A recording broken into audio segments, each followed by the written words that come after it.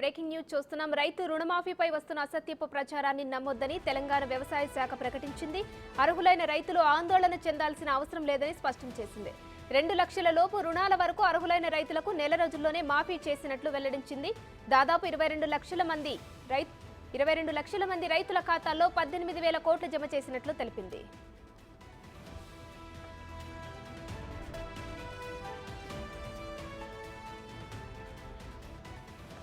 July 18న లక్షలోపు, July 30న లక్ష నుంచి లక్షన్నర లోపు రుణాలు మాఫీ చేసినట్లు గుర్తు చేసింది. ఆగస్టు 15న లక్షన్నర నుంచి 2 లక్షల లోపు రుణాలను మాఫీ చేసినట్లు పేర్కొంది. 31,000 కోట్లు కేటాయించిన ప్రభుత్వం 18,000 కోట్లతో సరిపెట్టిందని, కొంతమంది చేస్తున్న అబద్ధపు ప్రచారాన్ని రైతులు నమ్మొద్దని రాష్ట్ర వ్యవసాయ శాఖ విజ్ఞప్తి చేసింది.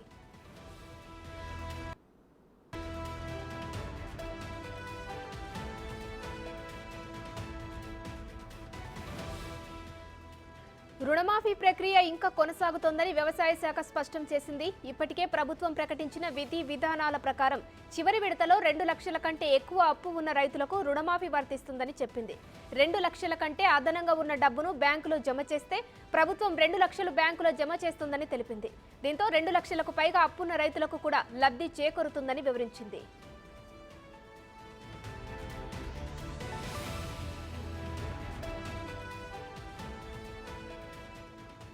బ్యాంకు ఖాతాలు, ఆధార్ నెంబర్లు, పాస్బుక్లో తప్పిదాలు ఉన్నవారికి పెండింగ్లో ఉన్నట్లు పేర్కొంది వ్యవసాయ శాఖ.